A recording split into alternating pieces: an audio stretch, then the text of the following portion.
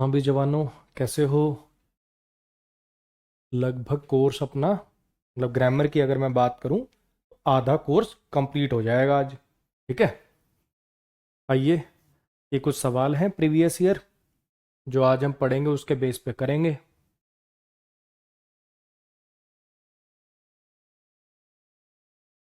आ जाइए। पिछली क्लास के अंदर हम देख रहे थे कुछ एडवर्ब्स के बीच में डिफरेंस है ना। जैसे अपन ने बिफोर कब लगाना है, गो कब लगाना है ये पढ़ा, स्टिल कब लगाना है, येट कब लगाना है ये पढ़ा है ना।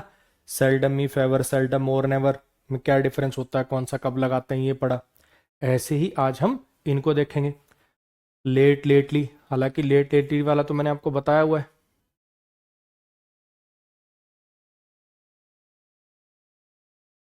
हाँ जी, कुछ याद आ रहा है? जब मैंने आपको हार्ड हार्डली का कॉन्सेप्ट बताया था तभी लेट लेटली का भी बताया था।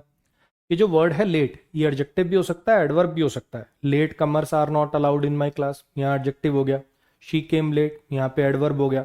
लेटली भी एडवर्ब होता है, लेकिन इसका मीनिंग इससे बिल्कुल ही अलग है, बिल्कुल अलग है। इसका मीनिंग है जैसे I have visited Manali lately, I have met him lately, मतलब मैं अभी हाल फिलहाल में उससे मिला हूं। हाँ कह रहे, इसका मतलब हाल फिलहाल है, इसका मतलब देरी से। क्लियर होगी इतनी बात? अच्छा जी, टू और वेरी को देख लो। टू जो होता है जनरली ज्यादातर ये आता है जब ये मीनिंग देना हो more than what is required. समझने की कोशिश करो। मैंने पानी गर्म करना शुरू किया, मान लो, ठीक है, पानी पीना है मुझे, और मान लो सर्दियां चल रही हैं और पानी मुझे गर्म करना है। ठीक, पानी गर्म हुआ, मैंने कहा वाटर इज हॉट, पानी गर्म है। ठीक, अब मान लो कि मुझे कहना है पानी ज़्यादा गर्म है, वाटर इज़ वेरी हॉट। लेकिन चल जाएगा, ऐसी बात नहीं है, पानी गर्म तो ज़्यादा है लेकिन चल जाएगा। Water is too hot, too hot का मतलब हो जाएगा कि अब नहीं पिया जा सकता ये, more than what is required. Water is hot गर्म है, वेरी हॉट ज़्यादा गर्म है। टू हॉट का मतलब है कि ज़रूरत से ज़्यादा गर्म हो गया, अब ये पीने लायक नहीं रहा। टू जब आप लगाते हो तो इसका जनरली मतलब होता है, इसका मतलब होता है more than what is required, more than what is required. Clear हुई इतनी बात? अच्छा जी, वेरी जो है पॉजिटिव नेगेटिव दोनों केसेस के अंदर आ सकता है। टू जनरली नेगेटिव चीज़ों के साथ आता है। आइए इसके बेस पर सवाल करते हैं, फिर थोड़ा सा आपको और अच्छा समझ में आएगा। ये कुछ सवाल हैं, इनको देखिए और करने समझने की कोशिश करिए।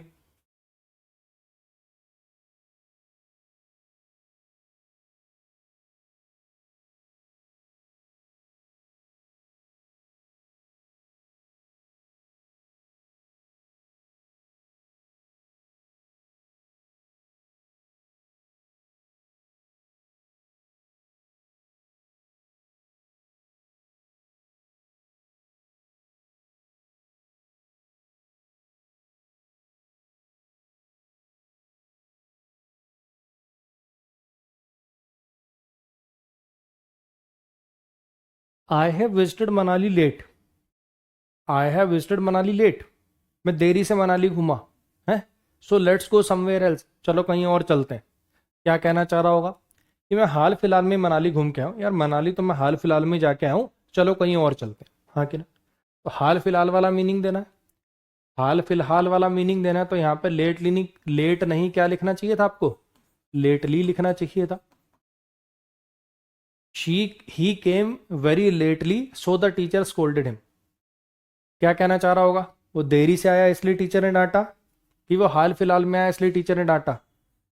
ही केम वेरी लेट, वो बड़ा देरी से आया। The water of Ganga is too pure, Ganga का जो पानी है वो जरूरत से ज्यादा प्योर है, ये कहना चाह रहे हो? क्या कोई नेगेटिव मीनिंग देना है यहाँ पे? नहीं। तो क्या लिखना चाहिए था? वेरी प्योर लिखना चाहिए था। My grand father is very weak to climb the stairs alone, ये चीज मैं ना आपको कंजंक्शन चैप्टर में पढ़ाऊंगा। आप लोगों ने सुन रखा होगा कुछ कंजंक्शन होती है जो जोड़े में चलती हैं, जैसे ईदर और, neither nor, not only but also. कुछ ऐसी कंजंक्शन होती हैं जो पेयर में चलती हैं, ये कंजंक्शन चैप्टर में पढ़ाऊंगा मैं आपको कि सो के साथ दैट का पेयर होता है, सो के साथ दैट का पेयर होता है, और इस टू के साथ इन्फिनेटिव का पेयर होता है। जैसे समझने की कोशिश करना, he is so smart that he can buy, या he is so smart that he can solve any question, he is so rich that he can buy this car very easily. He is so intelligent that he can solve these questions very easily. आ रही है बात समझ में? सो के साथ फिर that लगा के आप एक क्लॉज लिखते हो, ठीक है जी। He is so smart that he can solve any question, he is so rich that he can buy any car, ऐसे करके। और ये जो टू होता है ये नेगेटिव वाले मीनिंग कन्वे करने काम आता है जनरली। इससे कैसे लिखेंगे अपन? इससे कैसे लिखेंगे? He is too poor to buy this car. जैसे सो वाला था, सो वाला तो पॉजिटिव नेगेटिव दोनों मीनिंग कन्वे कर सकता है, ये वाला नेगेटिव मीनिंग कन्वे करेगा। कैसे? और इसमें नॉट लगाने की भी जरूरत नहीं होती, ऑलरेडी नॉट अपने आप कन्वे हो जाता है। देखना कैसे। He is too poor to buy this car, मतलब वो इतना गरीब है कि वो ये क्वेश्चन सॉल्व नहीं कर सकता। ही इज टू डम टू सॉल्व दीज क्वेश्चन, यानी वो इतना डम है कि इन क्वेश्चंस को सॉल्व नहीं कर सकता। ठीक है जी। सेम उसी कॉन्सेप्ट पर ये दो सवाल हैं, एक बार नजर मारो इन पे।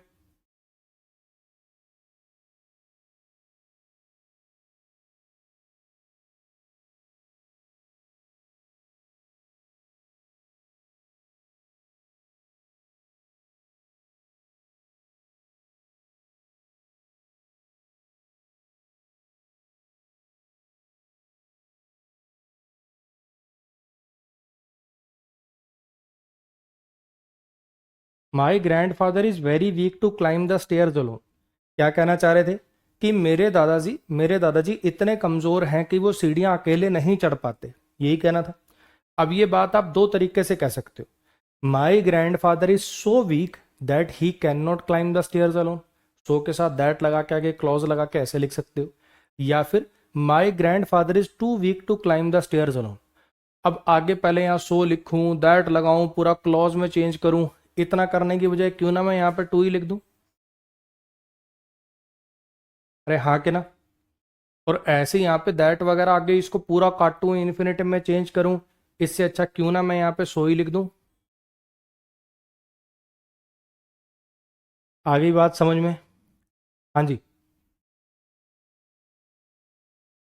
चलो अब वेरी और मच के बीच के अंदर डिफरेंस देख लीजिए। अब वेरी और मच के बीच में डिफरेंस देखो जरा। It is used with positive degree of adjectives and adverbs. ये वाला डिफरेंस तो आपको मैंने एडजेक्टिव चैप्टर में पढ़ा दिया था, अगर आपको याद हो। मान लो मुझे कहना है कि ही इज स्मार्ट, अब इसकी इंटेंसिटी बढ़ानी, तो क्या लिखें? ही इज मच स्मार्ट कि he is very smart? Positive degree adjective के लिए तो वेरी आता है, he is very smart, he is very tall, he she is very beautiful, हाँ कि ना। और कंपैरेटिव के लिए मच आता है। ये पहला जो डिफरेंस है दोनों के बीच में, पहला जो डिफरेंस है तो आप एडजेक्टिव चैप्टर में पढ़ चुके हो। दूसरा देखो जरा, इट क्वालिफाइज प्रेजेंट पार्टिसिपल। जैसे जो आईएनजी वाले जो एडजेक्टिव होते हैं ना, उनके लिए वेरी आता है। जो आईएनजी वाले एडजेक्टिव होते हैं उनके लिए वेरी आता है। The movie was very interesting, the movie was very boring, हाँ कि ना।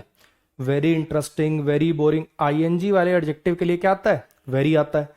और V3 वाले जो एडजेक्टिव होते हैं यानी पास्ट पार्टिसिपल जो होते हैं, उनके लिए मच आता भी। एग्जाम्पल से अच्छा समझ में आएगा। वेरी कभी वर्ब को क्वालिफाई नहीं कर सकता। वेरी किसी एडजेक्टिव के लिए आ सकता है, दूसरे एडवर्ब के लिए आ सकता है, लेकिन कभी वर्ब के लिए नहीं आ सकता। लेकिन मच आ सकता है। आओ एग्जाम्पल से समझाता हूं। जैसे शी टॉक्स मच, वो बहुत बात करती।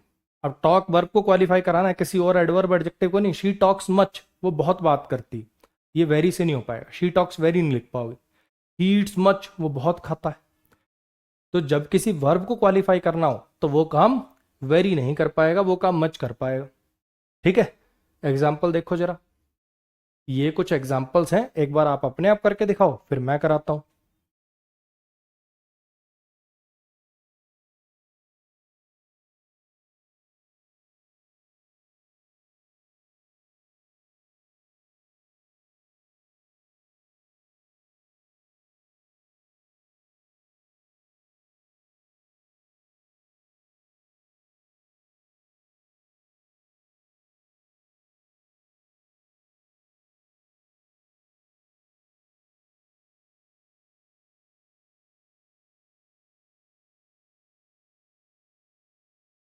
यही डिफरेंस होता है, देखो बच्चे। होता क्या ना, जब हमारा कोर्स शुरू होता है, जब हमारा कोर्स शुरू होता है तब हम बड़े जोश के अंदर होते हैं, है ना। ये कर देंगे सर, ये कराओ, ये कराओ, ये वो है।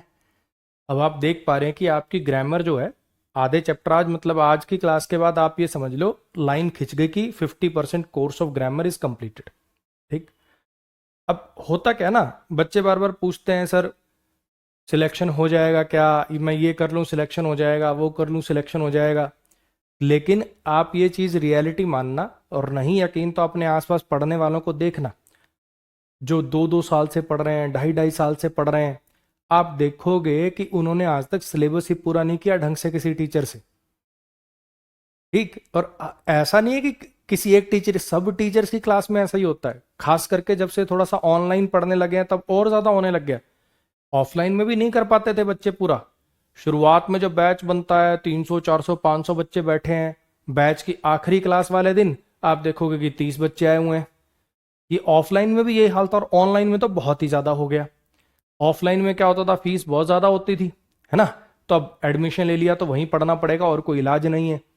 ठीक, अब ऑनलाइन में क्या है, 1500 2000 के अंदर चारों सब्जेक्ट के आपको कोर्स मिल रहे हैं अपना आराम से। ऐसे तो फिर उसकी कोई वैल्यू नहीं है बच्चों की नज़रों में।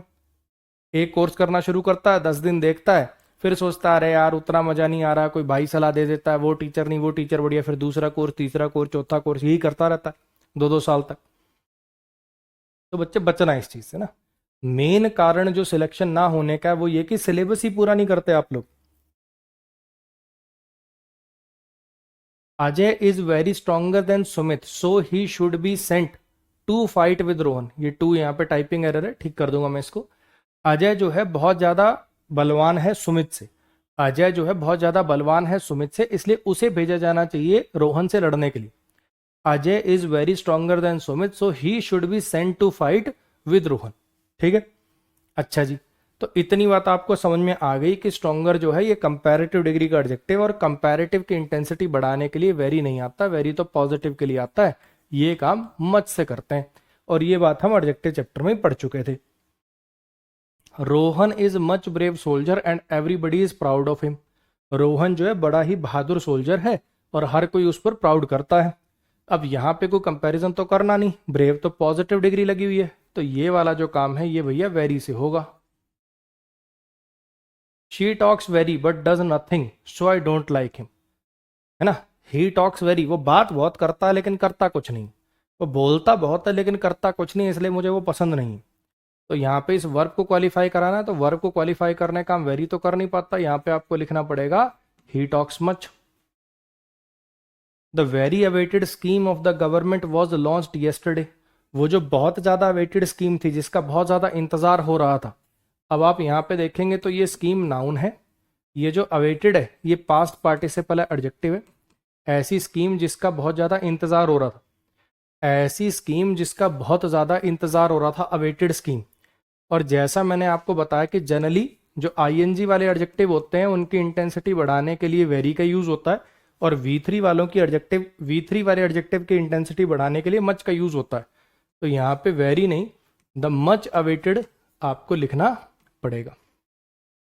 The movie was much interesting so I watched it 3 times। Movie जो है बहुत ज़्यादा इंटरेस्टिंग थी, मूवी बहुत ज़्यादा इंटरेस्टिंग थी इसलिए मैंने 3 बार देखी थी। The movie was very interesting so I watched it 3 times।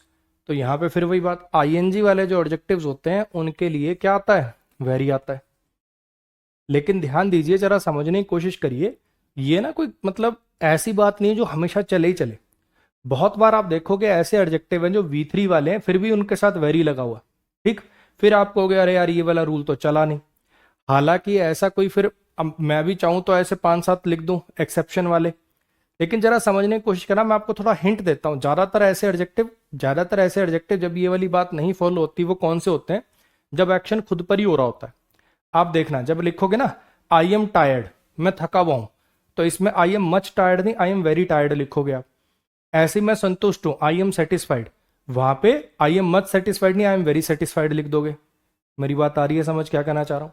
कि जब वो एक्शन खुद पर ही होता है, जब वो एक्शन खुद पर ही होता है, जैसे लिंकिंग वर्ब आ रही हो, आगे एडजेक्टिव आ रहा हो, एक्शन खुद पर ही हो रहा हो, वो वाले जब वी3 आप यूज करते हो तो वहां पे वेरी में कोई दिक्कत नहीं है, ये नो एरर आएगा। क्लियर हो गया? नेक्स्ट पर आ जाइए।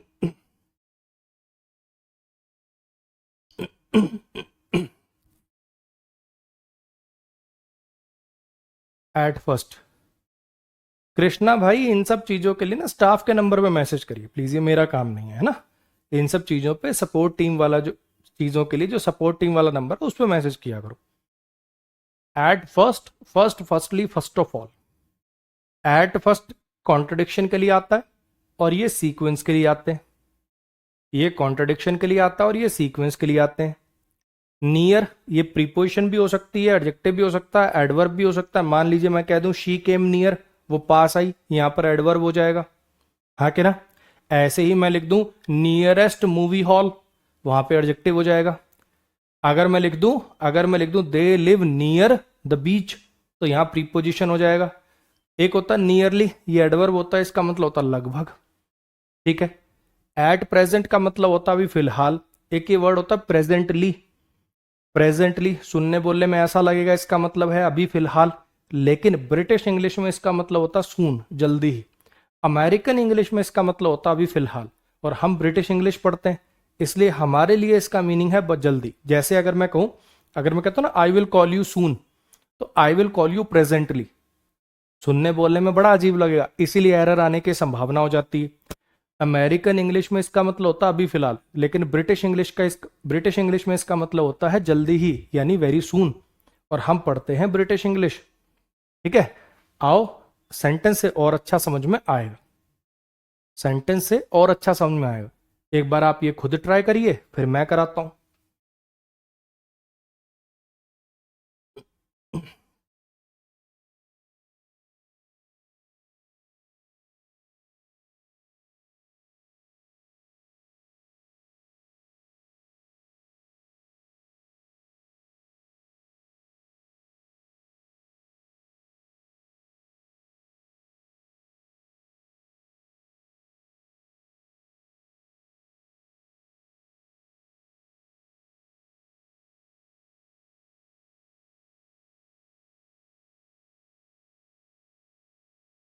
कर दूंगा भाई, वो लास्ट वाला एक बार फिर से रिपीट कर दूंगा, ठीक है। और कमेंट मत कर मेरे भाई, एक बार ये कर ले, वो जो लास्ट वाला एक बार दोबारा बता दूंगा, ठीक है। पेशेंस रख, इसको कर ले एक बार।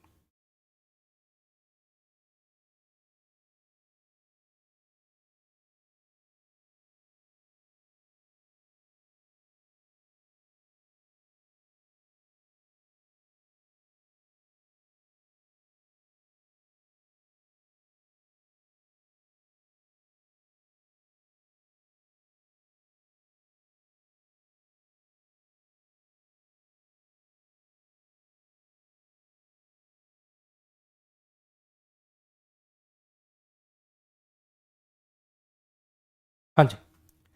Rajesh has sold near 1000 books so far. Rajesh बेच चुका है लगभग 1000 किताबें अभी तक। तो यहां पे लगभग वाला मीनिंग देना था, तो फिर यहां पे क्या लिखना पड़ेगा। आपको पता ही है बुक्स नाउन है, 1000 इसके लिए न्यूमरल एडजेक्टिव है, कार्डिनल है। तो यहां पे अपने को एडवर्ब चाहिए थी जिसका मतलब लगभग होता हो, और वो क्या है, वो है जी nearly. Clear. You should rent a house nearly your office. तुम्हें एक घर किराए पर ले लेना चाहिए लगभग योर ऑफिस की, तुम्हारे ऑफिस के पास। तुम्हारे ऑफिस के पास लिखना था तो यहाँ पे प्रीपोजिशन की जरूरत थी, तो नियर योर ऑफिस लिखो, हाँ के ना। I am teaching you types of adverbs. मैं आपको एडवर्ब्स की टाइप पढ़ा रहा हूं अभी फिलहाल। आप यहाँ पे देख पा रहे हैं कि प्रेजेंट कॉन्टिन्यूस टेंस लगा हुआ है, यहां पे लिखा हुआ है जी प्रेजेंट कॉन्टिन्यूस टेंस, हाँ कि ना। समझने की कोशिश करिए कि हालांकि टेंस चैप्टर मैंने अभी आपको पढ़ाया नहीं है, लेकिन मुझे लगता है हर बच्चा इतनी बात तो जानता होगा कि he is sleeping, he is playing, present continuous tense कब लगता है, जब वो एक्शन अभी फिलहाल चल रहा हो। अरे हाँ कि ना। तो यहां पे प्रेजेंटली का जैसा मैंने अभी आपको बताया कि ब्रिटिश इंग्लिश में इसका मतलब होता है सून। प्रेजेंटली कब आता, I will teach you types of adverbs, सब आता प्रेजेंटली, हाँ कि ना। अब जरा समझने की कोशिश करना मेरी बात।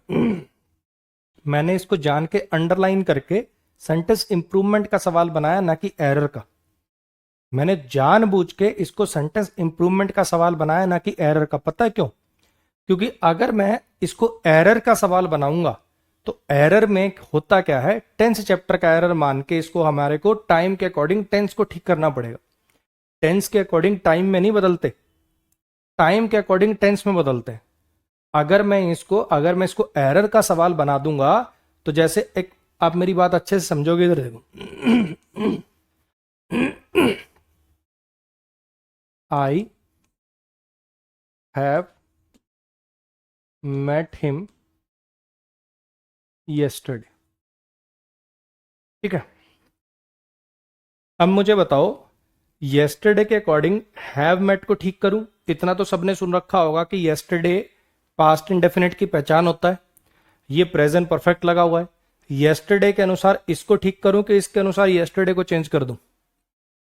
yesterday के अनुसार have met को काट के met लिखूं कि have met के अनुसार yesterday काट के lately वगैरह कर दूं? हाँ जी, हमारा काम मीनिंग चेंज करना नहीं है, हमारा काम ग्रामर को ठीक करना है। ठीक है, तो ध्यान रखिएगा टेंस चैप्टर में, ये वाली बात हर चैप्टर के लिए नहीं बोल रहा हूं, ज्यादातर तो यही होता है कि लेफ्ट को बेस मान के राइट में चेंज करते हैं, इधर को बेस मान के आगे चेंज करते हैं। लेकिन टेंस चैप्टर में जो टाइम को रिप्रेजेंट करने वाले वर्ड्स होते हैं, ऐसे वर्ड्स होते हैं जो टाइम को रिप्रेजेंट करते हैं, जैसे यस्टरडे हो गया, टुमारो हो गया, लेटली हो गया, इस टाइप के जो वर्ड्स होते हैं जो टाइम को रिप्रेजेंट करते हैं, उनके अनुसार टेंस में चेंज करते हैं हम। यानी यस्टरडे के अनुसार हम यहां पर हैव मेट काट कर मेट लिखेंगे। अब मेरी कुछ बात आई समझ, क्या बोला मैंने? तो सेम उसी लॉजिक पर, सेम उसी बात पर, सेम उसी सिद्धांत पर मैं ये कह रहा हूं कि अगर ये एरर का सवाल होता, अगर ये जो प्रेजेंटली वाला सवाल है, अगर ये एरर का सवाल होता, तो हम यहां पर प्रेजेंटली को बेस मानकर यहां पर विल टीच कर रहे होते। मेरी बात आई समझ में? इसीलिए मैंने इसको अंडरलाइन करके सेंटेंस इंप्रूवमेंट का सवाल बनाया है। इसके ऊपर मैं लिख भी देता हूं कि ये सेंटेंस इंप्रूवमेंट का सवाल है। ठीक है, और सेंटेंस इंप्रूवमेंट में आपको पता चल गया कि ये अंडरलाइन है, तो इसमें ही चेंज कर सकते हो, तो फिर आपको ये प्रेजेंटली की जगह पर क्या लिखना पड़ेगा? एट प्रेजेंट लिखना पड़ेगा। क्लियर हो गया? हाँ जी। और फिर दूसरी एक बात तो मैंने आपको ये बताई कि अगर ये एरर का सवाल होता तो हम इसके अकॉर्डिंग वहां टेंस में चेंज कर रहे होते, इसलिए मैंने इसको सेंटेंस इंप्रूवमेंट का सवाल बनाया। दूसरी बात ये जान लो, जैसा मैंने आपको बताया कि अमेरिकन इंग्लिश में इसका मतलब होता अभी फिलहाल, ब्रिटिश इंग्लिश में इसका मतलब होता सून, यानी फ्यूचर को रिप्रेजेंट करता है, और हम पढ़ते हैं ब्रिटिश इंग्लिश। लेकिन ये एरर भी वीक एरर की कैटेगरी में आता है। अगर सेंटेंस में कोई और एरर होता तो हम इसको वीक एरर मानकर छोड़ देते, क्योंकि अमेरिकन इंग्लिश के हिसाब से तो ठीक है ना, ये अमेरिकन इंग्लिश के हिसाब से तो ठीक है ना, अमेरिकन इंग्लिश में इसका मतलब होता अभी फिलहाल, अमेरिकन इंग्लिश के हिसाब से ठीक है ये। अगर सेंटेंस में कोई और एरर है तो इसको वीक एरर मानकर हम छोड़ देंगे। क्लियर हो गया? हर रोज एक ना एक ऐसा बच्चा आता ही आता है जो रोज ये कमेंट करता है, सर शीट शो नहीं हो रही। और इन बच्चों को मैं बोल बोल के मेरा गला फट गया, मुझे समझ में नहीं आता कि कैसे समझाऊं मैं इनको। और बच्चे, इंग्लिश की जितनी भी शीट है सब वीडियो के नीचे ही डली हुई, हर वीडियो के नीचे पीडीएफ वाला ऑप्शन दिखता है। ठीक है, और कोई इंग्लिश की और शीट नहीं है। ठीक, जब ये ऐप बनी थी तो ऐसा था, सारी वीडियो इधर डलेंगी, सारी शीट इधर डलेंगी, सारे टेस्ट इधर डलेंगे, ऐसे बना रखा था इन्होंने। ठीक है, अब क्या होगा, इधर वीडियो है सारी, उधर सारी शीटें हैं, वो ऊपर नीचे हो गई, मैथ की वहीं डल रही, ये भी वहीं डल रही, खिचड़ी बन जाएगी ऐसे। तो मैंने स्पेशली फीचर डेवलप कराया कि यार बच्चे को इतना ढूंढना ना पड़े, बच्चा बावला हो जाएगा ऐसे तो शीट ढूंढ ढूंढ के। वीडियो के नीचे ही पीडीएफ का ऑप्शन होना चाहिए, जहां वीडियो जस्ट उसके नीचे ही पीडीएफ होनी चाहिए। लेकिन मुझे क्या पता था, क्लास में दो चार ऐसे भी होंगे, हर क्लास में दो चार ऐसे भी नमूने आएंगे जो वीडियो के नीचे शीट है उसको नहीं देखेंगे, वो शीट जहां लिखा हो वहां मुंह मारने चलेंगे। और ये बात बोल बोल के सच बता रहा हूं, गला फट गया। हर क्लास में दो चार नमूने आते हैं यही बात पूछने।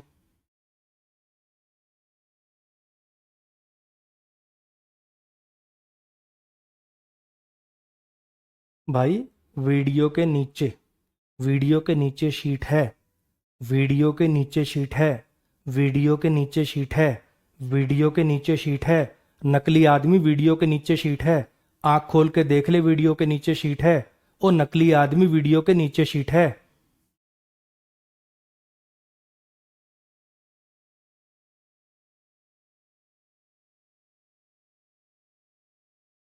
Eight first boil eggs and then fry them in a pan. पहले अंडे उबालो और फिर उनको फ्राई कर लो एक पैन में। यहां पे आपको पता चल रहा है कि सीक्वेंस की बात हो रही है कि ना। यहां पे आपको पता चल रहा है कि सीक्वेंस की बात हो रही, ठीक है। पहले ये करो फिर ये करो। एट फर्स्ट तो कॉन्ट्रडिक्शन को दिखाता है। सीक्वेंस की बात हो रही है तो यहां पे क्या लिखना चाहिए था, हमें फर्स्ट लिखना चाहिए था। पहले ये काम करो फिर ये काम करो, हाँ कि ना। पहले ये काम करो फिर ये काम करो। First I thought that the question was very easy but it was a difficult one. शुरू में मुझे लगा कि क्वेश्चन बड़ा इजी है। शुरू में मुझे लगा कि क्वेश्चन बड़ा इजी है, लेकिन वो तो डिफिकल्ट था। शुरू में मुझे लगा कि क्वेश्चन बड़ा इजी है, लेकिन वो तो डिफिकल्ट था। अब यहाँ पे कॉन्ट्रडिक्शन को दिखाना है, यहाँ पे कॉन्ट्रडिक्शन को दिखाना है, तो यहाँ पे इसलिए फर्स्ट नहीं क्या लगाना पड़ेगा आपको, यहाँ पे फर्स्ट नहीं आपको क्या लगाना पड़ेगा, एट फर्स्ट लगाना पड़ेगा। अब कुछ बच्चों के दिमाग में, अब कुछ बच्चों के दिमाग में ये वाली बात आएगी कि सर सीक्वेंस को दिखाने के लिए, कुछ बच्चों के दिमाग में ये वाली बात आएगी कि सीक्वेंस को दिखाने के लिए तो सर फर्स्टली भी है, फर्स्ट ऑफ ऑल भी है, फर्स्ट भी है ना। कब कौन सा लगाएं। कुछ बच्चों के दिमाग में, कुछ बच्चों के दिमाग में हो सकता है कि ये वाला सवाल आए, जैसे आपने यहाँ पे सर फर्स्ट लगाया, क्या यहाँ फर्स्टली लिख सकता हूँ, क्या यहाँ पर फर्स्ट ऑफ ऑल लिख सकता हूँ। हाँ जी, समझने की कोशिश करना। देखो अगर मान लो दो ही स्टेप है, ठीक है, फिर तो फर्स्ट ही लिखो। First of all, first of all, all हमेशा दो से ज्यादा के लिए लगता है। अगर तीन चार स्टेप होते हैं ना, उनमें से पहला कहना होता तब फर्स्ट ऑफ ऑल वर्ड का यूज होता है, ठीक। अच्छा जी, सेकेंडली कब, मतलब फर्स्टली कब, जब ऐसे आगे आपको दिख रहा हो सेकेंडली, थर्डली, इस टाइप वाले वर्ड्स हो तब फर्स्ट ही लगाना। अदरवाइज सिंपल अपना फर्स्ट लगा लेना। आते तीनों ही सीक्वेंस के लिए। जब बहुत सारे स्टेप्स हों, ऑल तो आता है हमेशा दो से ज्यादा के लिए ना, तो बहुत सारे स्टेप हो तभी फर्स्ट ऑफ ऑल वर्ड का यूज होगा। सेकेंडली और इस टाइप के वर्ड आ रहे हो तब फर्स्टली का यूज होगा। अदरवाइज सिंपल दो ही स्टेप है तो फिर फर्स्ट का यूज करो। ये हार्डली तो हमने पढ़ ही रखा है यार। हार्ड एडजेक्टिव भी बन सकता है, एडवर्ब भी बन सकता है, हार्डली सिर्फ एडवर्ब बन सकता है, इसका मीनिंग ही बिल्कुल अलग होता है। ये बातें हम पढ़ चुके हैं। अच्छा जी, लाउड, लाउडली और अलाउड को भी देख लो जरा। ये जो लाउड शब्द होता है ये होता है एडजेक्टिव। लाउड म्यूजिक, उन्होंने लाउड म्यूजिक प्ले कर रखा था, ये होता है एडजेक्टिव। ये दोनों होते हैं एडवर्ब। शी टॉक्स लाउडली, वो बड़ा ऊंचा बात करती है। स्पीक अलाउड, थोड़ा ऊंचा बोलो। ये दोनों एडवर्ब होते हैं, लेकिन दोनों के यूसेज में फर्क है। अगर मैं लिखता हूं लाउडली तो ये नेगेटिव मीनिंग कन्वे करता है कि वो लाउडली बात करती है, वो लाउडली बात कर रहे हैं, यानी नेगेटिव वे में, यानी आप उससे डिस्टर्ब हो रहे हो। और अगर आप किसी को अरे थोड़ा ऊंचा बोले यार, सुनाई नहीं दे रहा, प्लीज स्पीक अलाउड, तो ये वाला यूज होगा अपना, ठीक। अच्छा जी, स्पेशली, स्पेशली को बताता हूं, एक बार पहले इनके सवाल करो। पहले इन दोनों के सवाल करो, फिर आपको स्पेशली स्पेशली बताता हूं। इन दोनों पे बेस्ड सवाल करिए पहले।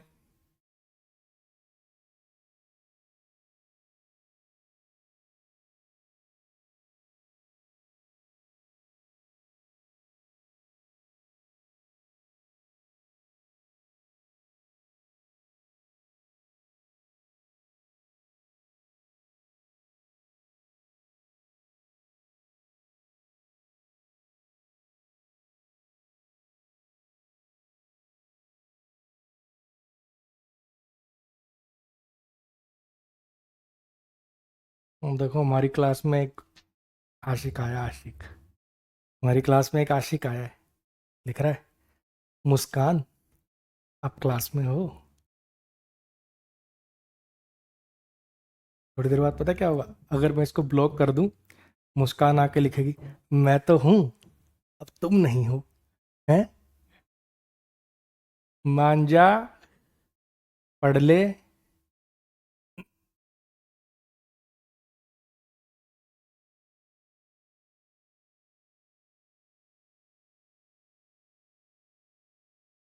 हाँ जी, they were singing in a very loudly voice, वो बड़ी ऊंची आवाज में गा रहे थे।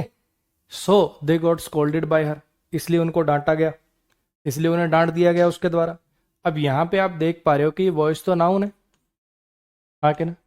और नाउन को क्वालिफाई करने के लिए तो एडजेक्टिव चाहिए, एडजेक्टिव चाहिए तो फिर लाउडली तो आ नहीं पाएगा, लाउडली तो एडवर्ब होता है, तो यहाँ पे क्या लिखना पड़ेगा?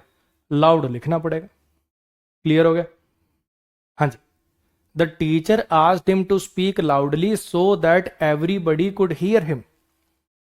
टीचर ने उसको कहा, टीचर क्या कहेगा, इतना जोर से बोल के सबके सिर में दर्द कर दे? टीचर क्या बोले, अरे थोड़ा जोर से बोल यार ताकि सब तेरे को सुन पाए, यानी वो वाला मीनिंग देना है, वो वाला मीनिंग देना है, तो यहाँ पे अलाउड लिखना पड़ेगा। लाउडली भी एडवर्ब होता है और अलाउड भी एडवर्ब होता है, दोनों ही एडवर्ब होते हैं, लेकिन दोनों के यूसेज में फर्क है। अगर आप कहना चाहते हो कि भैया इतना ऊंचा बोल रहे हो कि आप इरिटेट हो रहे हो, परेशान हो रहे हो, नेगेटिव वे में रिप्रेजेंट करना है तो लाउडली लिखो। अगर आप कह रहे हो थोड़ा जोर से बोल के यार सुनाई तो दे तेरी आवाज, तब अलाउड लिखो। क्लियर हो गया? Sunil hit Ramesh very hardly with a hard bat. Sunil ने रमेश को मारा बहुत जोर से एक हार्ड बैट से। अब ऐसा तो होगा नहीं ना के बराबर मारा और फिर भी फेरी लगा रहे हो तुम, है ना? ये सब सेंटेंसेस अपन पहले पढ़ चुके हैं, कर चुके हैं, ये बता चुका हूं मैं आपको। यहाँ पर वेरी हार्ड लिखना पड़ेगा। देविका ने बड़ी मेहनत से स्टडी करी, कि ना के बराबर स्टडी करी इसलिए टॉप कर दी क्लास। क्लास को टॉप कब करता है? ना के बराबर स्टडी करके। क्लास को टॉप कब करता है? ना के बराबर स्टडी करके कि बड़ी मेहनत से पढ़ाई करके? कोई क्लास टॉप कब करता है? तो यहां पर आपको हार्डली को हटाना पड़ेगा, यहां पे देविका स्टडीड हार्ड लिखना पड़ेगा। अरे हाँ के ना? क्या लिखना पड़ेगा? हार्ड लिखना पड़ेगा। अब आ जाओ स्पेशली और स्पेशली पे। इनका मामला थोड़ा सा टेढ़ा है, आओ समझने की कोशिश करना। ये वाला जो वर्ड है स्पेशली, ये जनरली किसी एक्शन को क्वालिफाई करने के लिए आता है, मेरी बात ध्यान से समझना। आगे आगे ज्यादातर 99% सेंटेंसेस जब भी इन पे एरर आएगा मैं आपको बताता हूं कैसे आपको दिखेंगे। कोई पास्ट पार्टिसिपल लिखा होगा, जैसे अगर मैं कहूं वो मेरे लिए लेके आए, they brought a specially designed watch for me, खास तरीके से डिजाइन करी गई वॉच लेके आए मेरे लिए।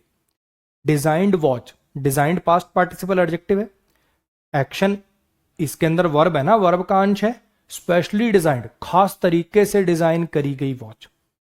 वो मेरे लिए लेके आए खास तरीके से बेक किया गया केक, स्पेशली बेक्ड केक। अगर कोई एक्शन किसी खास तरीके से हो रहा है, तो ये लिखेंगे अपन specially designed watch, specially baked cake. और स्पेशली होता है, जैसे ये कब यूज होता है? I bought this gift specially for you, खास करके तेरे लिए। ठीक है? यहां बड़ी भीड़ होती है specially in the months of January, खास करके जनवरी के महीनों में। कोई एक्शन किसी खास तरीके से किया जाए तो ये लगाना है। और वैसे टाइम को या किसी पर्सन के लिए कहना हो कि खास करके इसके लिए, खास करके इन महीनों में, खास करके यहां पे, ऐसे वालों के लिए स्पेशली ये ई वाला। बहुत रेयर ही चांस है एरर आने का, लेकिन चलो देख लो। इन दोनों सेंटेंसेस को पढ़ो और देखो कहां पे कौन सा आना चाहिए।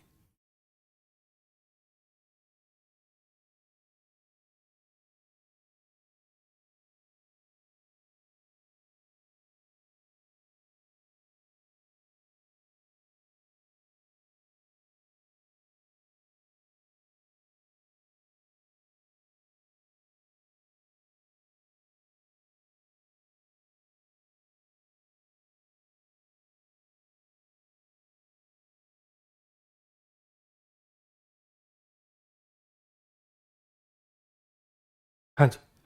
वो लेके आए एक खास तरीके से बेक किया गया केक मेरे लिए मेरे बर्थडे पे। खास तरीके से बेक करा होगा, है ना?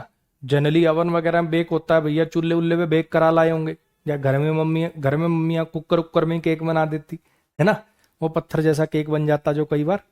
और हमारे घर पे तो वही भी ना बना, मैंने तो ये मीम वगैरह में देखा है। चलो, तो दे ब्रॉट, वो लेकर आए खास तरीके से बेक किया गया केक मेरे लिए। तो यहाँ पे ये केक नाउन है, ये बेक्ड आपका पास्ट पार्टिसिपल है, एडजेक्टिव है। इसमें एक्शन है ना, कोई खास तरीके से कोई एक्शन किया जाए तो फिर आपको क्या लिखना पड़ता है, स्पेशली लिखना पड़ता है। और अगर ऐसे लिखना होता दे ब्रॉट अ केक, खास करके मेरे लिए स्पेशली फॉर मी, यहां लिखना होता तो स्पेशली लिखते। आई बॉट दिस वॉच, खास करके तेरे लिए, तो यहां पे क्या लिखना पड़ेगा, स्पेशली लिखना पड़ेगा। बोलो जी, आ रही है बात समझ में। अगर कोई एक्शन किसी खास तरीके से किया जाए तो फिर क्या आता है, स्पेशली। और अगर वो एक्शन किसी खास के लिए किया जाए, कोई भी काम या कोई भी चीज किसी खास पर्सन के लिए हो रही हो, किसी खास इवेंट पे हो रही हो, किसी खास दिनों में हो रही हो, किसी खास जगह पे हो रही हो, तो फिर क्या लगाएंगे, स्पेशली। क्लियर होगी इतनी बात। हाँ जी, इनको और देख लो, फिर इसके साथ अपना फिर प्रीवियस ईयर वाले जो सवाल हैं इन पे बेस्ड वो करेंगे। इन टाइम, सुनने बोलने में थोड़ा सा अजीब लगेगा, सुनने बोलने में थोड़ा सा अजीब लगेगा। इन टाइम, इन टाइम का मतलब होता है समय रहते, और ऑन टाइम का मतलब होता है बिल्कुल एग्जैक्ट समय पर। विद इन टाइम कब लगाते हो, जब आप एक ड्यूरेशन की बात करते हो। मान लो मैं ये काम पूरा कर दूंगा 7 दिनों में, तो विद इन 7 डेज। और अगर मैं कहना चाहूं कि अगर मैं ये काम पूरा कर दूंगा संडे तक, तो विद इन संडे नहीं, बाय संडे। संडे तक कर दूंगा मतलब किसी पॉइंट तक कर दूंगा, पॉइंट ऑफ टाइम तक कर दूंगा, तो बाय संडे, बाय ट्यूसडे। और कुछ दिन और ड्यूरेशन दिखानी है तो with in 7 days, with in 2 hours, with in 5 days, ऐसे करके। क्लियर हुई इतनी बात। आओ करके दिखाओ जरा इनको, करके दिखाओ जरा इनको।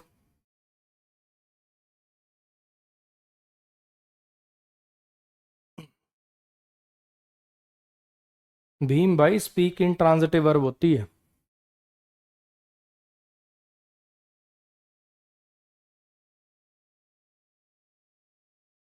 ठीक है आकाश भाई, बहुत बढ़िया।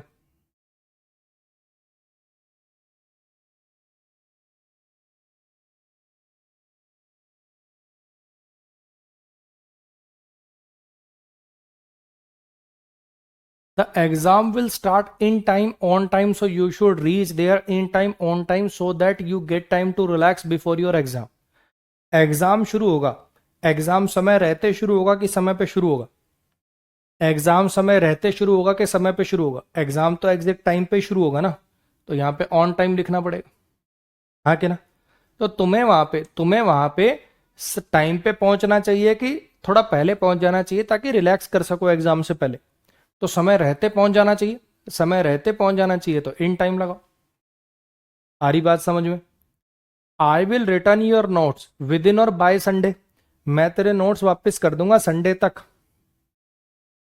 टाइम है जी, point of time, point of time है तो क्या लगाओगे, बाय लगाओगे। I will return your notes within 3 days, duration है तो क्या लगाओगे, विद इन लगाओगे। और I will return your notes by Sunday on Sunday, कौन सा ठीक है, दोनों ठीक है, दोनों के मीनिंग अलग अलग हैं। I will return your notes on Sunday लिखोगे तो संडे को वापस करूंगा, और I will return your notes by Sunday, Sunday तक कर दूंगा। हो सकता है पहले ही कर दूं, संडे लास्ट है, संडे तक कर दूंगा। सैटरडे को भी कर सकता हूँ, फ्राइडे को भी कर सकता हूँ। आ रही बात समझ में। ऑन संडे संडे को, बाय संडे संडे तक, दोनों में मीनिंग का डिफरेंस है। आ जाइए, अब जो प्रीवियस ईयर सवाल हैं इन पे बेस्ड, उनको करके दिखा दो जरा जल्दी से।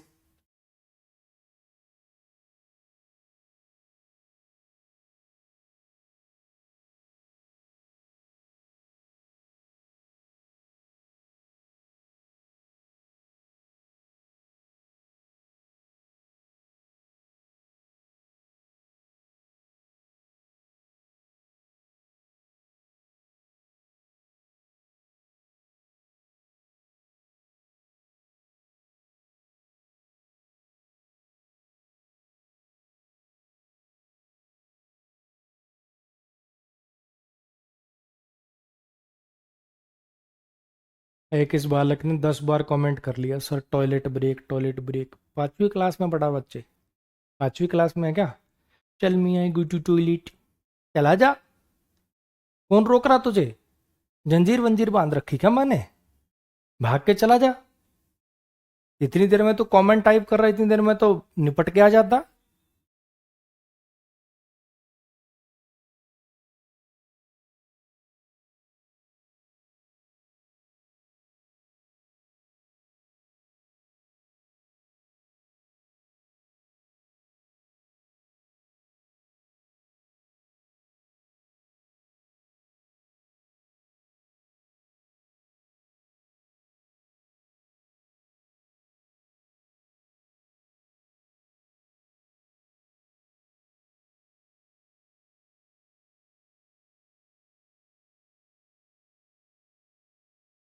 हाँ जी, ये कुछ वर्ड्स हैं, क्या आपको इनके बीच में डिफरेंस पता है? जैसे एक तो मैं लिख दूं ये QUIET, दूसरा मैं लिख दूं ये QUITE, और तीसरा मैं लिख दूं ये QUITELY।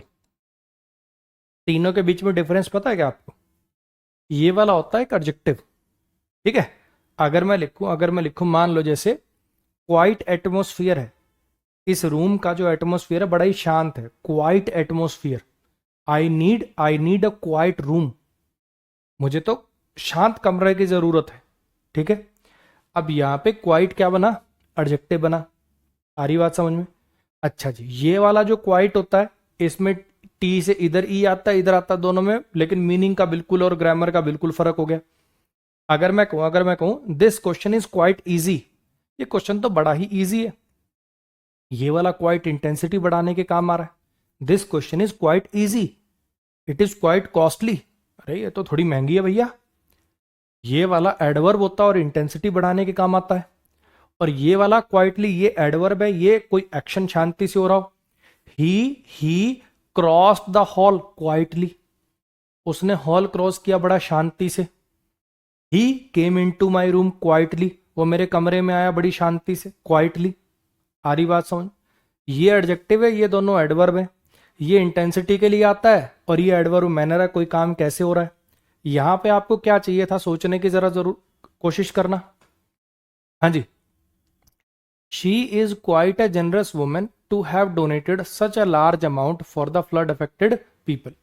वो एक बड़ी ही जेनरस औरत है, वो बड़ी ही एक जेनरस औरत है जिसने डोनेट किया है इतना large amount flood affected people के लिए। अब जैसा कि मैंने आपको पहले बताया बच्चे, अब जैसे यहाँ पे टू हैव डोनेटेड आ रहा है, अगर आप सोचो कि आज ही आप इसको ब्रेक करने लायक हो गए हो तो ना जी अभी नहीं हो। ये परफेक्ट इन्फिनिटिव बोलते हैं इसको, टू हैव प्लस V3 अभी नहीं पढ़ा आपने, एडवांस वर्ब में जाके पढ़ोगे। तो अभी ये नहीं कि अभी ब्रेक करने लगे, नहीं हुआ तो रोड पे लिट गए, है ना।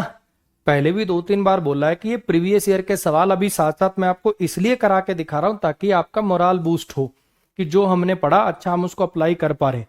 ये पूरा सेंटेंस मत ब्रेक करने लग जाना, ठीक है। तो यहां पे आपको क्या करना है? इंटेंसिटी बढ़ानी। इंटेंसिटी बढ़ानी है तो फिर आपको क्या लिखना पड़ेगा? आपको कहना है कि वो बड़ी जेनरस औरत, तो ये वाला क्वाइट आएगा, ठीक है। और ये स्ट्रक्चर भी थोड़ा सा आपको अजीब लग रहा होगा क्योंकि आपने हमेशा ऐसा देखा है नाउन से पहले एडजेक्टिव और यहां आता है adverb. She is a quite generous women करने का बड़ा मन कर रहा होगा, है ना। लेकिन इसका स्ट्रक्चर बच्चे यही है। ये थोड़ा सा आपको देखो रीडिंग से आएगा, याद करना पड़ेगा, ठीक। अब इसका भी मैं आपको तरीका बता देता हूं, हल्का सा तरीका बताता हूं। देखो, अगर आगे सिर्फ एडजेक्टिव होता, अगर आगे सिर्फ एडजेक्टिव होता तब तो ये साथ ही लगता है। जैसे मैं कहूं, मैंने कहा कि this question is quite easy, easy adjective था, उसके साथ ही लगा quite easy. This watch is quite costly, costly adjective था, साथ ही लगा क्वाइट कॉस्टली। लेकिन आगे जब नाउन भी लिखने की कोशिश करोगे, अगर ये नाउन ना लिखते ना, अपन नाउन ना लिखते तो साथ ही आता शी इज क्वाइट जेनरस। जब आगे नाउन भी लिखने की कोशिश करते हो, जब आगे नाउन भी लिखने की कोशिश करते हो तो इसको आर्टिकल से पहले जाना पड़ता है। एक दो एग्जांपल और बोलता हूं ऐसे कि आपको समझ में आएगा। देखो, अगर मैंने लिखा ही इज सो स्मार्ट, कहीं और लिख दूं क्या एक दो ऐसे? कोई आंसर वाली स्लाइड पे कहीं लिख दूं? है क्या कहीं जगह? इसी में लिखता हूँ यार, नीचे इसी में कहीं लिखने की कोशिश करता हूँ। देखो मेरी बात समझना, अगर मैं लिखूं ये क्वाइट वाला तो हो ही गया, ये क्वाइट वाले भी लिख देता हूं, चलो। This question is quite easy. देखो, जब मैंने अकेले एडजेक्टिव के साथ लिखना तो साथ ही लिखता हूं मैं, जब अकेले एडजेक्टिव के साथ लिखना तो साथ ही लिखता हूं। लेकिन जब आगे नाउन भी लिखना होता तो देखो पोजीशन कैसे बदल जाती। सेम यही बात मैं आपको एक और ऐसी एडवर्ब के साथ करके दिखाता हूं। सो होता है, टू होता है, उनके साथ भी यही चीज फॉलो होती है। देखना जरा, अगर मैं लिखूं he is so rich, he is so rich कर लो, सो स्मार्ट कर लो, कुछ भी कर लो। He is so smart that he can solve any question, he is so smart that he can solve, ऐसे करके मान लो एक मैंने क्लॉज लिख देना है आगे। अभी स्मार्ट लिखा है, सिर्फ एडजेक्टिव लिखा तो सो साथ में आया, हाँ कि ना। अब देखना, जब नाउन भी लिखना चाहूंगा तो कैसे स्ट्रक्चर बनेगा। जब नाउन भी लिखना चाहूंगा तो आपको लिखना पड़ेगा he is so smart a boy या man, he is so smart a boy, he is so smart a student, he is so smart a man that. जब सिर्फ एडजेक्टिव है साथ में लिखना है तो देखो साथ ही आ रहा है, लेकिन अगर आप लिखना चाहते हो ऐसे, नाउन भी लिखना चाह रहे हो, जब नाउन भी लिखना चाह रहे हो तो देखो पोजीशंस कुछ बदल जाती हैं। जब नाउन भी लिखना चाह रहे हो तो पोजीशन कुछ बदल जाती हैं, ठीक है। हालांकि इसमें और इसकी पोजीशन में थोड़ा सा डिफरेंस है, लेकिन हल्का सा आपको आइडिया मिला होगा कि जब नाउन लिखते हैं ना तो ये एडवर्ब्स की जो पोजीशन है, सो हो गया, क्वाइट हो गया, टू हो गया, इनकी पोजीशन थोड़ी सी चेंज हो जाती है। क्लियर हुई इतनी बात? नेक्स्ट पे आओ जरा। I presently received a piece of news and it is so shocking that I do not want to break it to others. मुझे अभी एक खबर मिली है, मुझे अभी एक खबर मिली है और वो इतनी ज़्यादा शॉकिंग है कि मैं इसे दूसरों को बताना नहीं चाहता, ठीक है। प्रेजेंटली रिसीव्ड, अब ब्रिटिश इंग्लिश के अनुसार तो इसका मतलब होता है कि मुझे एक न्यूज़ मिलेगी इन फ्यूचर, मुझे एक न्यूज़ मिलेगी और आगे लिख रहा है कि ये शॉकिंग है और दूसरों को मैं बताना नहीं चाहता, है तो गड़बड़ है, हाँ के ना। तो कहना क्या चाहिए था, कहना क्या चाहिए था कि मुझे अभी एक न्यूज़ मिली है, मुझे अभी फिलहाल एक न्यूज़ मिली है। तो फिर क्या लिखना चाहिए हमें, यहां पे आपको इसको हटा के आपको लिखना चाहिए आई have just received a news, I have received a news lately, ऐसा कुछ है ना, ऐसा कुछ लिखोगे तब सही हो पाएगा। I have just received, I have just received a piece of news, ऐसा लिख लो। My last journey was none too pleasant and I enjoyed the alluring sights of flora and fauna through the tinsel window pane. मेरी जो पिछली journey थी वो pleasant नहीं थी और मैंने एंजॉय किया, वो प्लेजेंट नहीं थी और मैंने एंजॉय किया। नन टू का तो मतलब होता है नॉट, है ना, नॉट वेरी। प्लेजेंट नहीं थी और एंजॉय किया तो गड़बड़ कर रखी, ये तो गड़बड़ कर रखी है। हाँ जी, तो यहाँ पे क्या लिखना पड़ेगा, बहुत, मेरी जो जर्नी थी वो क्या थी, बहुत ज़्यादा प्लेजेंट थी। तो यहाँ पे क्या लिखना पड़ेगा, ओनली टू करना पड़ेगा। बोलो भाई, क्लियर हो गया? इस पे आओ जरा, इनको करके दिखाओ।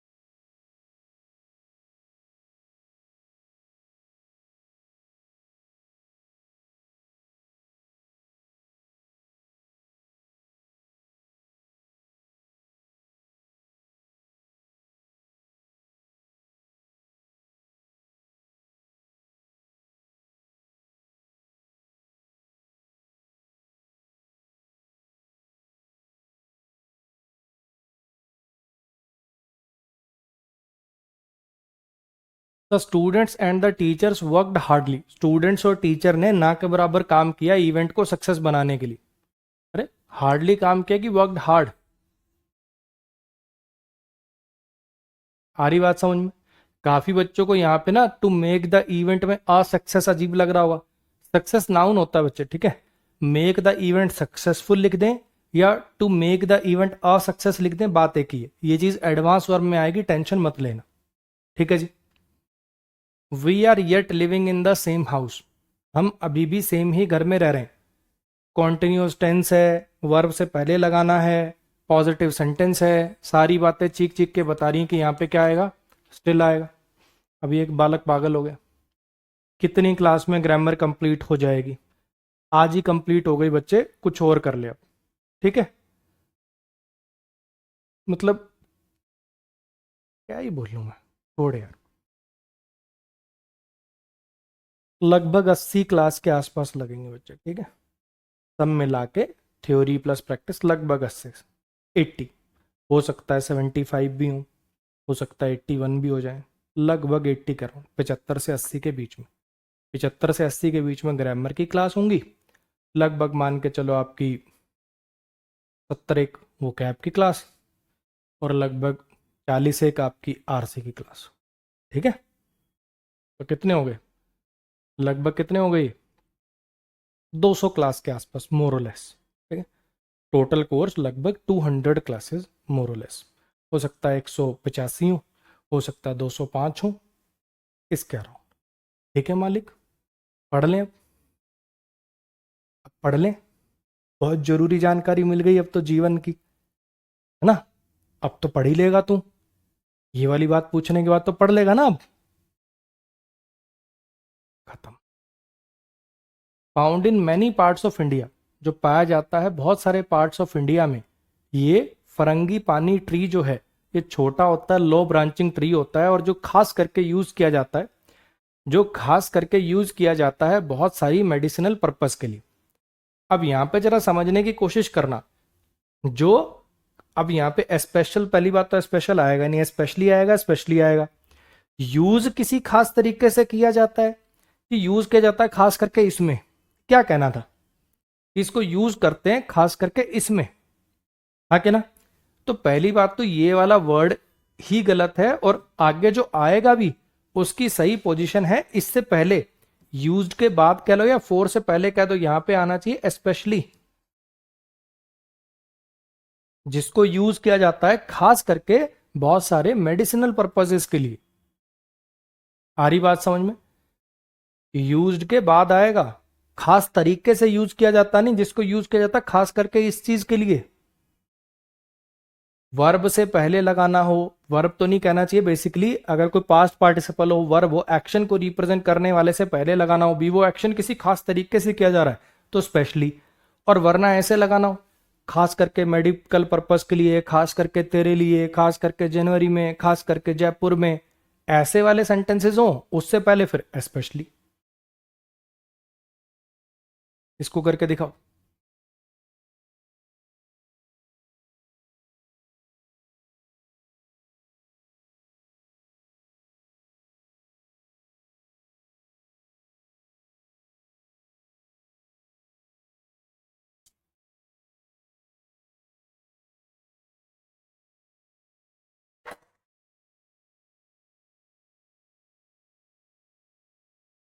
हाँ जी, शीला को डांटा गया स्कूल में लेट आने के लिए। अब लेटली तो हाल फिलहाल में होता है, लेटली तो हाल फिलहाल में होता है, हाल फिलहाल में स्कूल आने के लिए डांटा गया कि लेट आने के लिए। She loved herself so more that she thought of no one else, वो खुद से इतना ज्यादा प्यार करती थी कि वो किसी और के बारे में सोचती ही नहीं थी। अब यहाँ पे आपको पता है कि ये लव को क्वालिफाई करने के लिए चाहिए, वो अपने आप को इतना प्यार करती थी, पहली बात तो किसी और से कंपैरिजन नहीं करना, है ना। वो अपने आप को प्यार करती थी इतना ज्यादा कि और किसी के बारे में सोचती नहीं थी।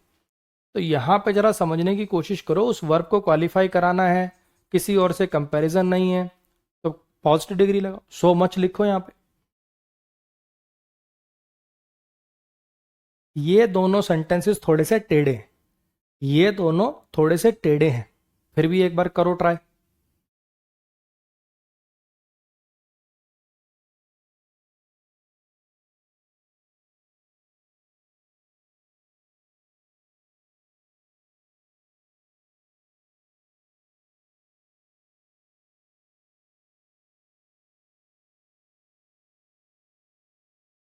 अभी एक दो भाई और आ गए, शीट कब अपलोड होंगी। मैं तो यार पागल कर दिया भाई इन्होंने। भाई इंग्लिश की जितनी शीट हैं, जो भी उस आज की क्लास हुई इसकी जो शीट होंगी, प्रैक्टिस वाली जो क्लास होती है उसकी जो शीट होती है, वो उसी वीडियो के नीचे होती हैं। ठीक है, उसी वीडियो के नीचे होती, वहीं पीडीएफ का ऑप्शन है, जो शीट वाला अलग से बना हुआ है वहां मत जाओ, इंग्लिश की कोई शीट नहीं है वहां पे। भाई यार 150 बार क्लास में यही बात बोलनी पड़ती है, तुमने तो सच में फ्रस्ट्रेट कर दिया भाई।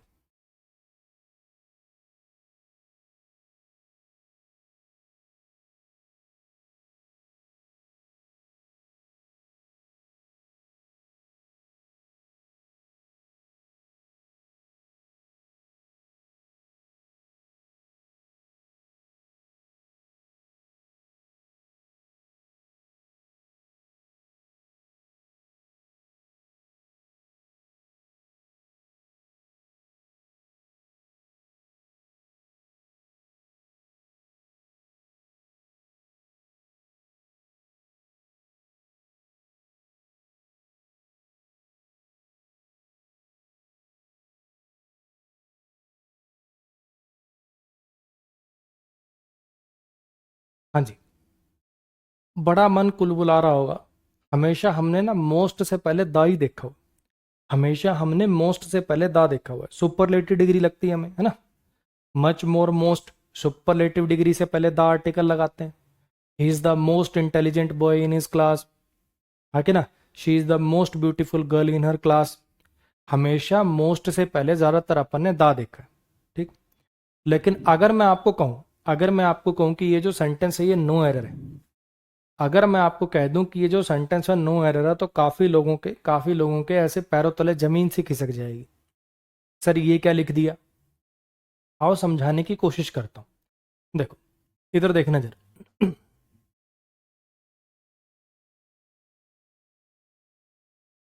It is most important question.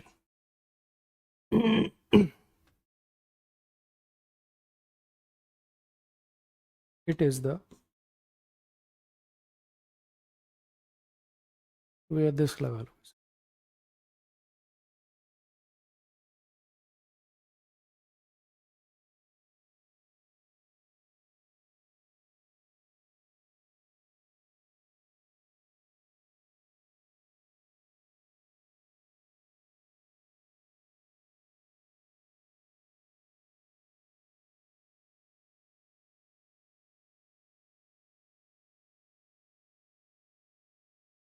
पहली बात तो बड़ा ध्यान से समझने की कोशिश करना, पहली बात तो बड़ा ही ध्यान से समझने की कोशिश करना कि जब भी सुपरलेटिव डिग्री लगाते हो, एडजेक्टिव चैप्टर में भी मैंने ये बात बोली थी, जब भी आप सुपरलेटिव डिग्री लगाते हो तो आपको बताना होता है किन के साथ कंपैरिजन कर रहे हो।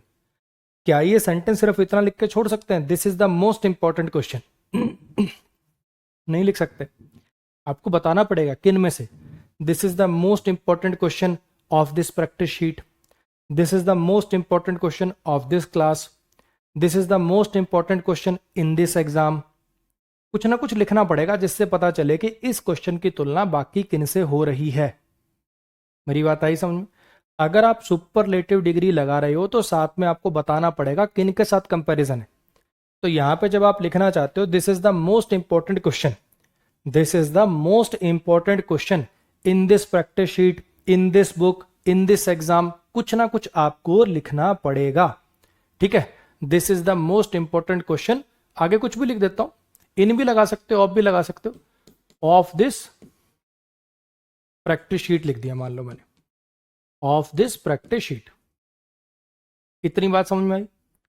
ये बात समझ में आई, ये जो मैंने बोली कि अगर सुपरलेटिव डिग्री आप लगा रहे हो, अगर सुपरलेटिव डिग्री आप लगा रहे हो तो बताना जरूरी है। अभी एक भाई और नया आ गया, सर ये क्लास लाइव है कि रिकॉर्डेड? लाइव है मेरा बच्चा, लाइव है, ठीक है।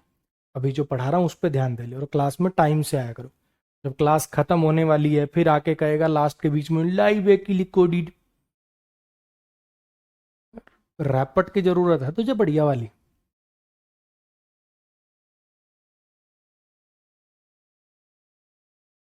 चलो, क्या बताया मैंने यहाँ पे? मैंने आपको यहाँ पे ये बताया भाई कि अगर आप सुपरलेटिव डिग्री लगाते हो, इसको एक और एग्जांपल से समझो। अगर मैं लिखूं Ajay is the tallest boy, Ajay is the tallest boy, क्या ये सही है? नहीं सही है। टॉलेस्ट बॉय लिखना तो बताना पड़ेगा ना किसमें। Ajay is the tallest boy in his family, Ajay is the tallest boy in his class, Ajay is the tallest boy in his school. अरे कुछ तो लिख, किन से कंपैरिजन कर रहा, बता दो सही किन में टॉलेस्ट है वो। तो यही मैंने आपको कहा कि भैया सुपरलेटिव डिग्री, सुपरलेटिव डिग्री जब लिखते हो तो बताना पड़ता है किन में से। इतनी बात आती है समझ में? अच्छा जी, अब जो बच्चे यहाँ पे मोस्ट के चक्कर में, अब जो बच्चे यहाँ मोस्ट के चक्कर में द लगाने की सोच रहे हैं, मुझे बताओ क्या इस क्वेश्चन, इस चैप्टर की तुलना किससे हो रही है? कुछ बता रखा है? अगर ऐसा लिखा होता this is the most important chapter of your syllabus, this is the most important chapter for your class, या इन दिस पैट, कुछ भी लगा लो, इन दिस शेड्यूल, ऐसा कुछ, ऑफ दिस बुक, ऐसा कुछ, क्या कुछ लिखा हुआ यहां पे ऐसा? हाँ जी, नहीं लिखा हुआ। तो यहां पे सिंपली आपको मतलब देना है कि ये बड़ा इंपॉर्टेंट चैप्टर है, यही कहना है। यहाँ पे आपको मीनिंग देना है this is a very important chapter so you should study it carefully. Very वाला मीनिंग देना है, तो ध्यान रखिएगा अ मोस्ट का मतलब वेरी भी होता है। ये बात आप लोगों के लिए थोड़ी सी अजीब है, ये बात आप लोगों के लिए थोड़ी सी अजीब है, आज तक आपने सुनी नहीं है, इसीलिए आप इसमें फंस जाओगे। मोस्ट से पहले जब अ लगा देते हो तो उसका मतलब होता है वेरी। ये जो लिखा हो ना this is a most important chapter, इसका मतलब है this is a very important chapter. बोलो भैया, समझ में आया क्या? हाँ जी। That tree fell down yesterday, ये जो लिखा हो ना this is a most important question, ये सही है, इसका मतलब है this is a very important question. ठीक। वो पेड़ कल गिर गया, that tree fell down yesterday, वो पेड़ कल गिर गया, वो पेड़ कल गिर गया, नैरोली मिसिंग माई कार, मेरी कार को थोड़ा सा मिस करता हुआ, मेरी कार को थोड़ा सा ही मिस करता हुआ, हल्का सा मेरी गाड़ी को मिस करता हुआ वो पेड़ कल गिर गया। अब यहां पे जरा समझने की कोशिश करना, ठीक है। That tree fell down yesterday, वो जो पेड़ है कल गिर गया, मेरी गाड़ी को थोड़ा सा मिस करता हुआ। अब सुनने समझने की कोशिश करना। यहां पे अगर मैं देखो ऐसे लगा दूं, ये लगा दूं नैरोली मिस्ड और नैरोली मिसिंग और नैरोड मिसिंग, ये अपने पास ऑप्शन है। इतनी बात तो आपको समझ में आ रही होगी। पेड़ कल गिरा, नैरोली मिस माई कार, पेड़ के लिए भी मिस नहीं आ सकता, मिस तो वर्ब की पहली फॉर्म है प्लूरल वाली ना, कार के लिए मिस आ सकता, यानी ये तो किसी कीमत पे हो नहीं सकता। इतनी बात आती है समझ में? क्या ये वाली बात मेरी बात आई समझ में? यहां पे दो ही नाउन है, एक तो ट्री है और एक कार है, एक ट्री है और एक कार है। तुम किसी के लिए भी सोच लो, अभी कुछ भी सोचो, मिस तो किसी कीमत पे नहीं आ सकता, इसको हटा दें। अच्छा जी, सबसे ज्यादा कंफ्यूजन आपको होगी नैरोली मिस्ड में, सबसे ज्यादा कंफ्यूजन होगी नैरोली मिस्ड में। मैक्सिमम बच्चों के मन में उबाल आ रहा होगा, नैरोली मिस्ड लगा देता हूं। अब मेरी बात समझने की कोशिश करना। अगर आपने मिस्ड लगाया तो मिस्ड दो चीज हो सकता है, या तो वर्ब हो सकता है या एडजेक्टिव हो सकता है, दो ही चीज बन सकता है मिस्ड, या तो ये वर्ब बनेगा या एडजेक्टिव बनेगा। अगर ये वर्ब होता, अगर आप इसको वर्ब मान रहे हो, तो एक वर्ब होगी फेल डाउन और एक वर्ब होगी मिस्ड, यानी दो क्लोज हो गए। कहां कंजंक्शन है आपको दिख रही है? कहीं कहीं कंजंक्शन दिख रही है क्या आपको? और दूसरी बात, अगर ये मिस्ड वर्ब है तो सब्जेक्ट इससे पहले लिखा होता है इसका, कहां पे लिखा हुआ दिख रहा आपको कहीं? और चलो, अगर ये मिस्ड एडजेक्टिव है, अगर ये मिस्ड एडजेक्टिव है तो कार के लिए आया होगा, हाँ कि ना? तो माई से पहले लगाओगे, मिस्ड माई कार है, मिस्ड माई कार, मिस हुई हुई कार, ये मतलब देना था क्या? ये मतलब देना था ना, तो ये वर्ब में जस्टिफाई हो रहा है ना ये एडजेक्टिव में जस्टिफाई हो रहा है, दोनों में से किसी भी तरीके से जस्टिफाई नहीं हो पा रहा, ना ये वर्ब में जस्टिफाई हो रहा है ना ये एडजेक्टिव में जस्टिफाई हो रहा है। बोलो भाई, मेरी बात आई क्या समझ में? यहां पे क्या आएगा? यहां पे आएगा नैरोली मिस करते हुए, प्रेजेंट पार्टिसिपल की जरूरत है आपको। यहां पे आपको प्रेजेंट पार्टिसिपल की जरूरत है। नैरोड का मतलब तो किसी चीज को भीड़ा कर देना, मीनिंग ही खत्म हो गया इसका। वो पेड़ गिरा कैसे गिरा? वो पेड़ गिरा कैसे गिरा? मेरी गाड़ी को मिस करते हुए, ये ताते ती वाला मीनिंग किससे आता है? प्रेजेंट पार्टिसिपल से आता है। पेड़ गिरा कैसे गिरा? ये करते हुए। मैं आपको एक एग्जांपल से और बताता हूं। अगर मान लो मैं लिखूं शी केम शाउटिंग, अगर मान लो मैं लिख दूं शी केम शाउटिंग, क्या मतलब होता है इसका? वो आई चिल्लाती हुई, हाँ कि ना? शी केम रनिंग, वो आई भागती हुई। तो पेड़ गिरा मिस करता हुआ, पेड़ गिरा गाड़ी को मिस करता हुआ। मेरी बात आई समझ में? ऐसे आएगा जी, यहां पे मिसिंग लगाना पड़ेगा आपको। हालांकि इसका एडवर्ब चैप्टर से कोई लेना देना नहीं है, इस सवाल का एडवर्ब चैप्टर से कोई लेना देना नहीं है। ये पढ़ाया तो वैसे जाना चाहिए एडवांस वर्ब चैप्टर में, ठीक? तो अगर किसी को थोड़ा भी कम समझ में आया, जब एडवांस वर्ब पे जाओगे थोड़ी और क्लैरिटी आ जाएगी। ठीक है जी। वैसे तो अभी आज मुझे इन्वर्जन शुरू करना था, वैसे तो आज मुझे इन्वर्जन शुरू करना था, लेकिन उसको पढ़ाने के लिए कम से कम आधा घंटा तो चाहिए, ठीक है? और गले में भी बहुत ज़्यादा दर्द है, इसलिए मैं आज की क्लास यहीं वाइंड अप कर रहा हूँ भाई। ठीक, इसलिए आज की जो क्लास है मैं यहीं पे वाइंड अप कर रहा हूँ, अपनी नेक्स्ट क्लास के अंदर कर लेंगे उसको। ठीक है जी, आज के लिए गुड नाइट, मिलेंगे अपनी अगली क्लास में।